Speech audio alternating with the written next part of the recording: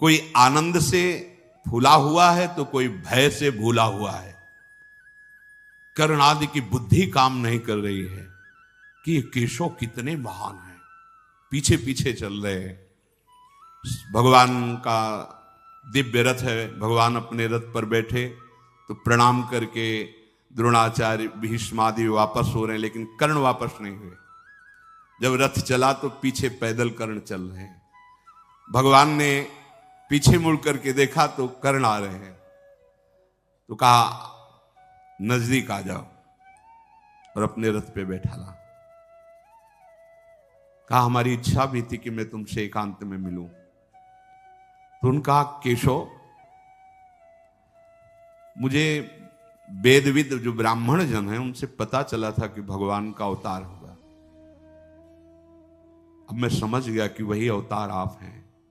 अभी तक तो मैं समझ नहीं पा रहा था कि तुम अर्जुन के मित्र हो, बहुत प्रभावशाली हो, पर जो मैंने ब्रह्म ऋषियों से सुना था आज मुझे अनुभव हो रहा है कि आप साक्षात भगवान हैं। भगवान ने कहा हां, जो वेद पारंगत विद्वान ब्रह्म ऋषियों ने तुम्हें बताया था वही मैं अवतार लेकर के इस जगत का भार उतारना चाहता हूं। तुम तत्वज्ञानी महापुरुषों का संग किए हो कर्ण, इसलिए मैं जो तुम्हें कह रहा हूं बिना संशय के बात को सुनना। तुम जानते हो सिद्धांत किसे कहते हो, धर्म किसे कहते हैं। तुम धर्म शास्त्र के सूक्ष्म विषय के ज्ञाता भी हो। तुम अधिरथ पुत्र नहीं हो।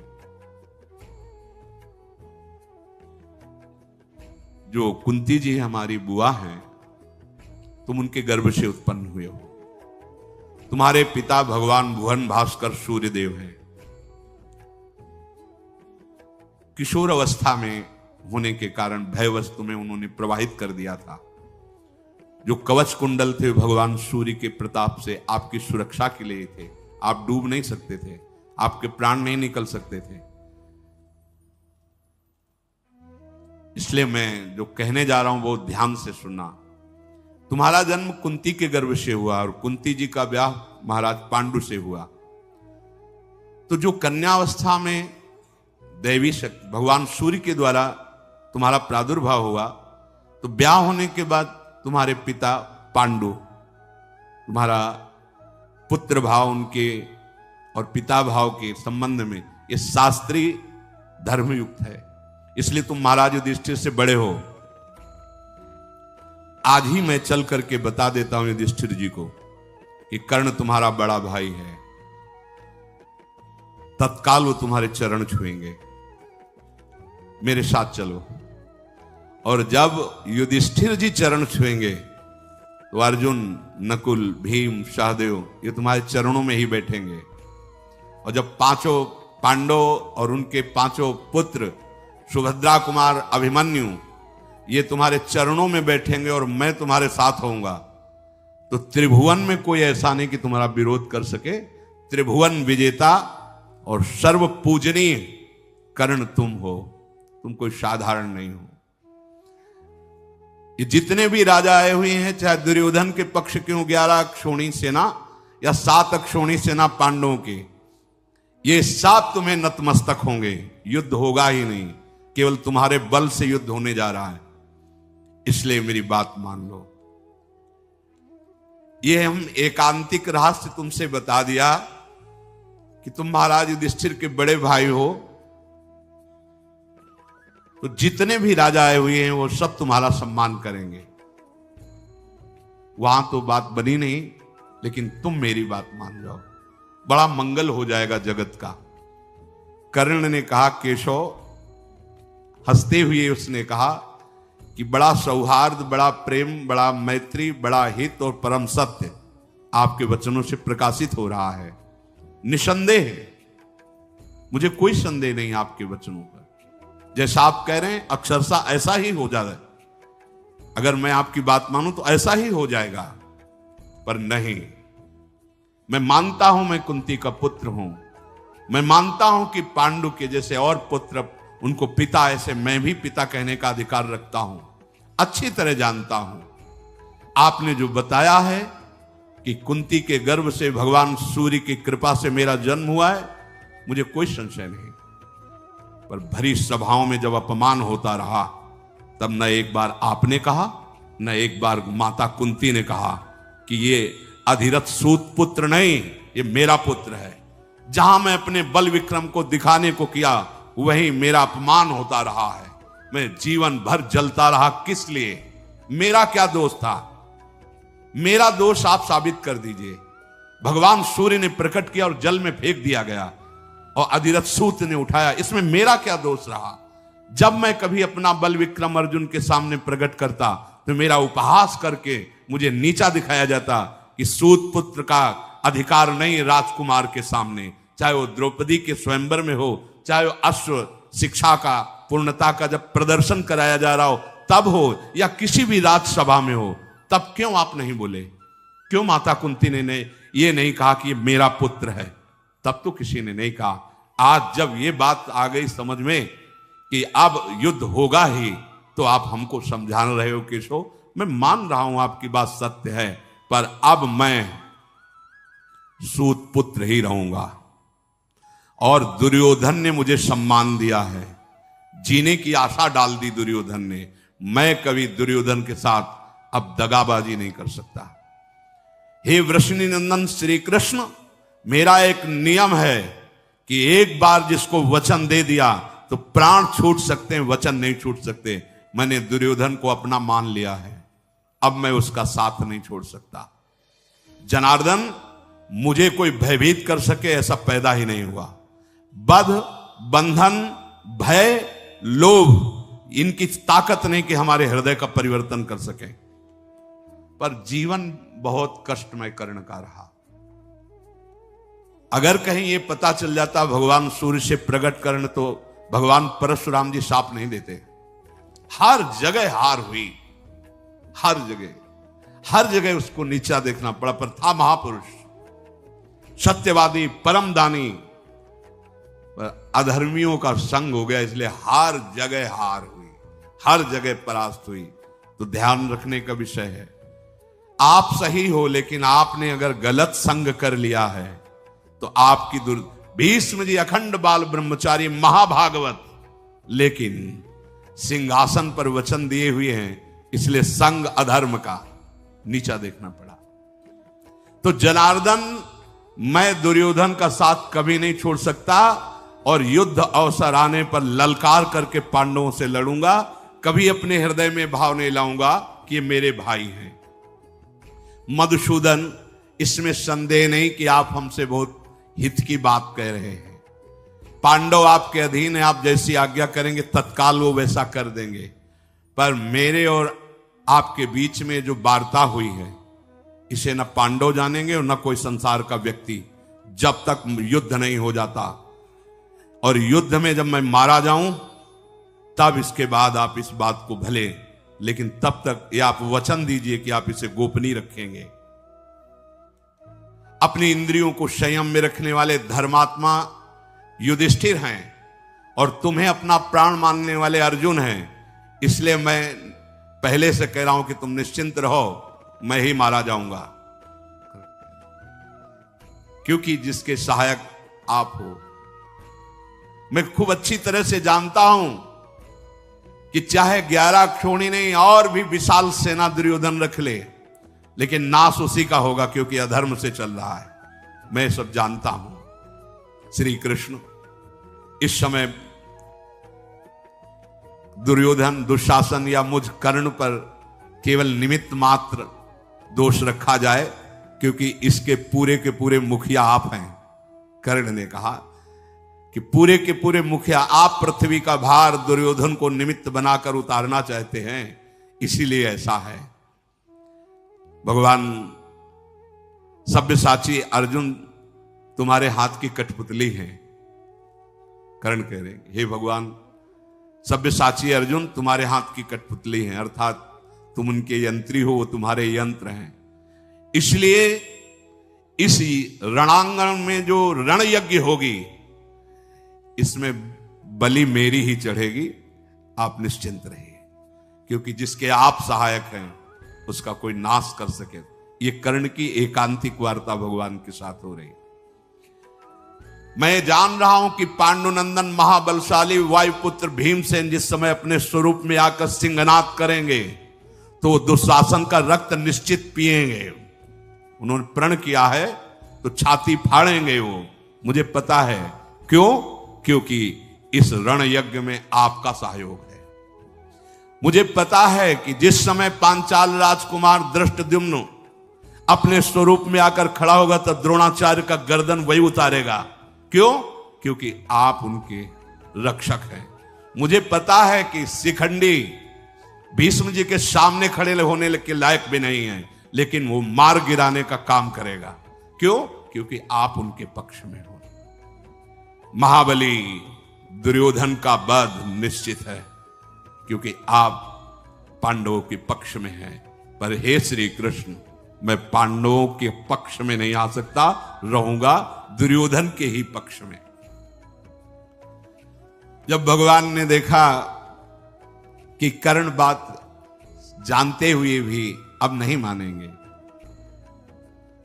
तो कर्ण ने कहा, प्रभु आप ऐसा ना समझे कि मैं आपकी आज्ञा का उल्लंघन कर रहा हूं। मैंने एक स्वप्न देखा है, वो केवल आपसे बता रहा हूं। मैंने स्वप्न देखा है कि गांडीव धनुषधारी अर्जुन श्वेत गजरात पर विराजमान होकर के मुझे दृष्टिगोचर हो रहे हैं, अर्थात मेरे से उनकी विजय होगी। मैंने देखा है कि दुर्योधन में केवल 3 के मस्तक पर श्वेत पाग है और सबके लाल है, अर्थात सब मारे जाएंगे। 11 क्षोणी सेना में केवल 3 बचेंगे, अश्वत्थामा, कृपाचार्य और कृतवर्मा। ये 3 के माथे पे केवल सफेद पाग है, से सब मारे जाएंगे। जनार्दन, ये जो मैंने स्वप्न देखा है इससे मुझे निश्चित हो चुका है कि पांडवों की विजय होगी, कौरवों का विनाश होगा, साथ में मेरा भी। पर मैं डरने वाला नहीं हूं। मैं ललकार ललकार कर अपने भाइयों को मारूंगा, पांडवों को, पक्का। आप मुझे अब समझाने की चेष्टा न करें, अब मैं रहूंगा इसी पक्ष में। भगवान मुस्कुराए और रथ से उतरकर प्रणाम किया और कर्ण चला गया। और भगवान उपप्लव्य नगर की तरफ दारुक्षी रथ हंकवाया। विदुर जी को बहुत चिंता हुई। विदुर जी कुंती के पास गए और कहा, चिरंजीवी पुत्रों को जन्म देने वाली भारी संकट उपस्थित है। भगवान आए, संधि करवाने की चेष्टा की, नहीं हुई। भगवान का अपमान हुआ, कैद करने की, बंदी बनाने की चेष्टा की। अब वो वापस चले गए हैं। मतलब युद्ध पक्का। और युद्ध पक्का तो मुझे केवल डर है कर्ण से। गांडीव धनुषधारी अर्जुन से अगर कोई लड़ सकता है तो कर्ण लड़ सकता है। मेरे हृदय में बड़ा शोक उत्पन्न हो रहा है। ये धृतराष्ट्र बूढ़े हो गए हैं, पर इनकी बुद्धि अभी लोभ से ग्रसित हो रही है। कैसे इनको समझाऊं? मेरा हृदय बड़ा अशांत हो रहा है। भीष्म पितामह, द्रोणाचार्य, कर्ण, ये सब दुर्योधन के साथ हैं।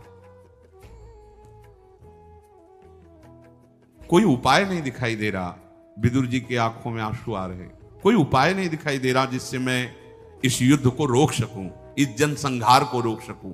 कर्ण बहुत बलवान है, मैं अंदर से जानता हूं। कुंती जी ने कहा, आपको भी अभी तक एक बात मालूम नहीं है, वो बात मैं बताती हूं। मैं जब पिता के घर में रहती थी तो साधु सेवा का मुझे अधिकार मिला था कि आए हुए अतिथि सेवा को। तो उस समय महान तप के धनी दुर्वासा ऋषि आए और अतिथि सेवा मुझे मिली। जैसा सावधानी से सेवा करनी चाहिए वैसी सेवा की। वो प्रसन्न हुए और मुझे एक मंत्र दिया कि इस मंत्र से कभी भी किसी भी देवता को बुला। तो मेरे मन में चापल्यतावश ऐसा हुआ कि मैं भला सूर्य को बुलाऊं, तो सूर्य देव आ गए और उन्होंने मुझे एक पुत्र प्रदान किया जो कन्यावस्था में ही प्रकट हुआ। वही ये पुत्र कर्ण है। तुम भयभीत मत रहो कर्ण से, वो मेरा पुत्र है। मैं जाऊंगी और आज्ञा करूंगी, वो अवश्य मेरी बात मानेगा। विदुर जी को प्रसन्नता हुई कि यदि ऐसे युद्ध रुक जाए तो बहुत अच्छा है। माता कुंती, समय कर्ण का एक निश्चित था। ब्रह्म मुहूर्त से खड़े हो जाते थे और जैसे जैसे सूर्य उदय होते वैसे वैसे मुख करते हुए भीषण धूप में भी ऐसे मंत्र उच्चारण करते हुए गंगा जल में और उस समय नियम था अगर कोई भी आकर कुछ मांग ले वो दे देते थे। ठीक उस समय माता कुंती गई, देखा दोनों भुजाओं को भगवान सूर्य की तरफ ऐसे किए, गंगा जी में खड़े हुए मंत्र जाप कर रहे हैं।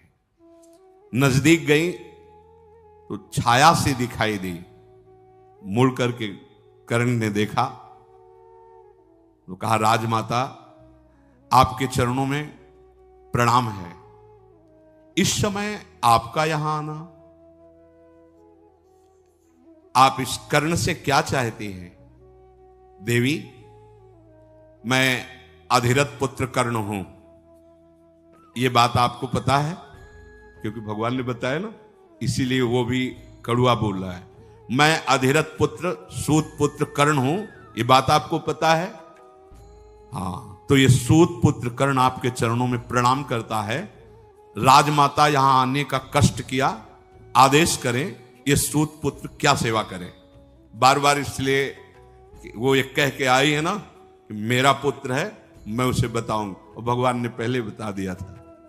अभी तक सूर्य भगवान इनको दर्शन दिए पर एक बार भी नहीं बताया ये रहस्य, ये पता भगवान के द्वारा कर्ण को। कुंती ने कहा कि बेटा तुम सूत पुत्र नहीं हो, तुम कुंती पुत्र हो। तुम्हारे पिता अधिरथ नहीं, त्रिभुवन को प्रकाशित करने वाले भुवन भास्कर सूर्य देव हैं। तुम मेरे गर्भ से प्रथम पुत्र के रूप में प्रकट हुए हो। जिस समय मैं कुंती भोज राजा के यहां रहती थी उस समय तुम्हारा प्रादुर्भाव हुआ। कर्ण, ये सामने देखो जिनकी तुम आराधना कर रहे हो, ये तुम्हारे पिता हैं और इस बात के साक्षी हैं कि जो मैं बोल रही हूं वो परम सत्य है। बेटा ये युद्ध होने जा रहा है, प्रधान तुम इसके हो, तुम अपने भाइयों से अपरिचित हो, ये पांडव तुम्हारे ही भाई हैं। तुम्हें धृतराष्ट्र पुत्रों की पक्षवृत्ति लेकर युद्ध नहीं करना चाहिए, तुम मेरे पुत्र हो। पूर्व काल में जिसका उपार्जन किया गया अर्जुन आदि के द्वारा, लोभवश इन दुष्टों ने कपट करके वो सब ऐश्वर्य अपहरण कर लिया है। अब मेरे पुत्र उसके लिए जरूर युद्ध करेंगे, तो तुम्हें पता हो जाना चाहिए कि अर्जुन और तुम भाई भाई हो, फिर युद्ध किस बात का? तुम हो जाओ तो युद्ध होगा ही नहीं, इस बात को स्वीकार करो। कर्ण ने कहा इस महान रण यज्ञ की वेदी पे पीठ दिखाने वाला ये सूत पुत्र नहीं है, अब ऐसा कभी नहीं हो सकता। सर्वगुण संपन्न पांडव हैं, मैं जानता हूं।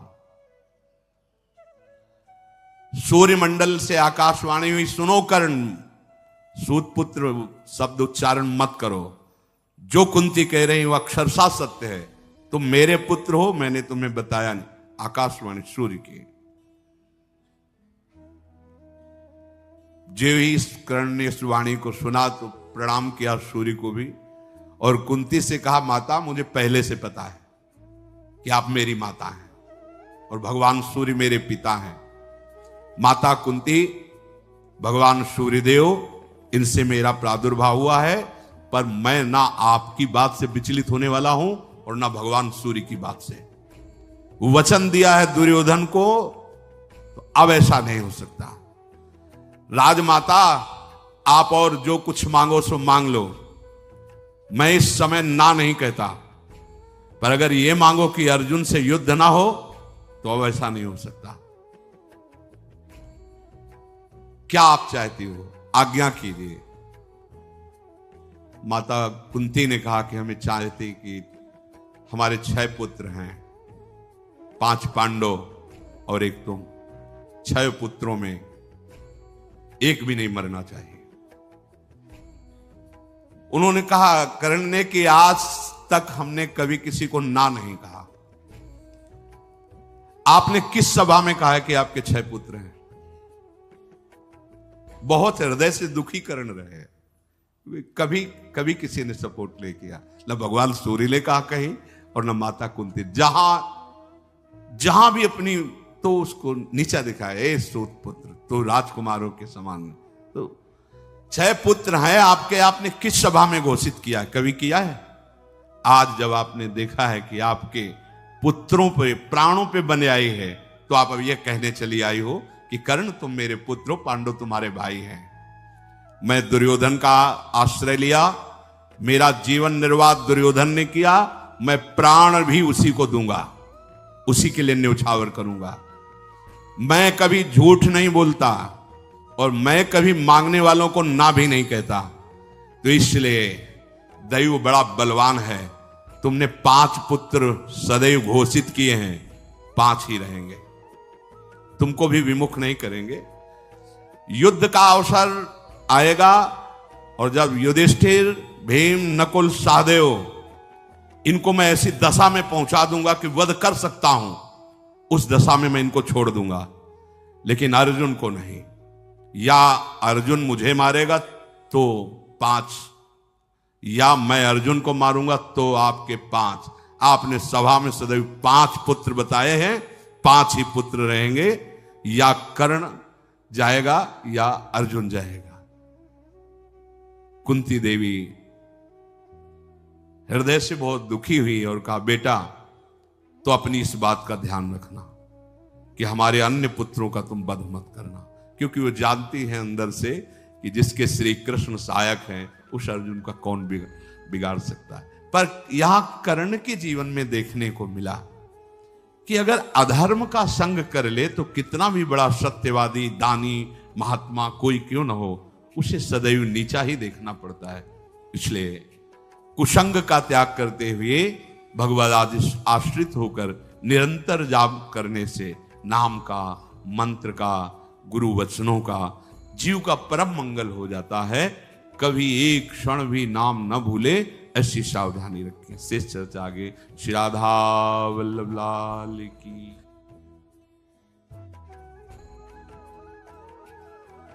तो राधे राधे जी, जय सीताराम। तो इस समय आपने सुनी पूज्य प्रेमानंद जी महाराज जी के मुख से भगवान की दिव्य कथा। आपको ये कथा कैसी लगी हमें नीचे कमेंट्स करके जरूर बताएं।